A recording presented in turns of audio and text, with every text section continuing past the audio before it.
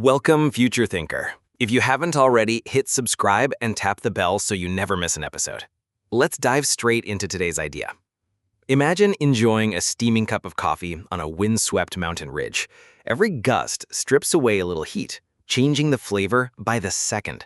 That tug of war between your mug and the icy air is the perfect metaphor for today's subject: quantum open systems. Unlike the immaculate qubits drawn on whiteboards, real quantum bits are jostled by everything around them.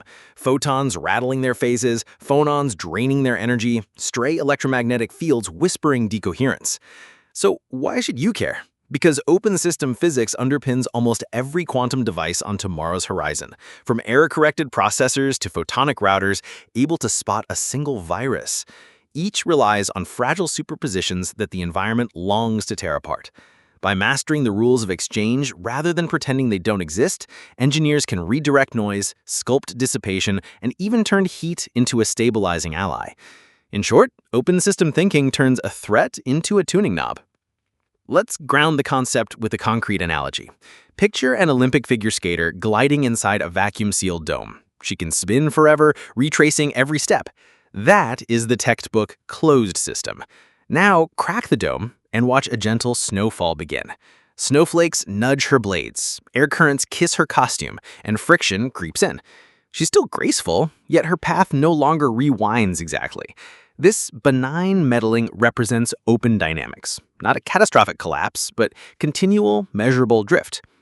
Mathematically, those nudges are described by the Lindblad master equation, introduced half a century ago and refined in a celebrated 1992 paper by Lindblad, Kasten, and Mulmer. Interactive checkpoint. Which everyday gadget do you think already exploits controlled open system behavior? Take a moment to guess. If you thought of the humble laser pointer, you're spot on. A laser cavity is engineered so atoms dump photons in sync, building a coherent beam instead of random fluorescence. Here, coupling with the electromagnetic field amplifies order rather than chaos.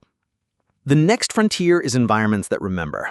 Classical white noise forgets immediately, but many quantum reservoirs keep echoes of past interactions. Physicists call the resulting dynamics non-Markovian. A 2020 review in Nature Reviews Physics by Silva et al. Cataloged devices where memory either sabotages or supercharges performance. In superconducting circuits, for example, engineered phonon traps can feed energy back into qubits at just the right moment, extending coherence rather than sapping it. Another reflection. If environments can be helpful, should we still pour billions into ever colder refrigerators? Isolation reduces uncontrolled noise, yet measurement itself is an environmental interaction. Emerging protocols in open quantum error correction deliberately pair each logical qubit with dissipative channels that continuously drain away errors, turning loss into maintenance. For a hands-on example, imagine a quantum simulator exploring protein folding.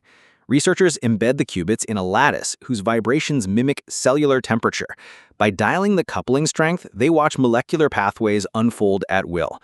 This reservoir engineering also powers quantum batteries, where energy arrives not through wires, but via a tailored photonic bath. Time for a quick mental exercise. Close your eyes, unless you're driving, and tune into the sounds around you.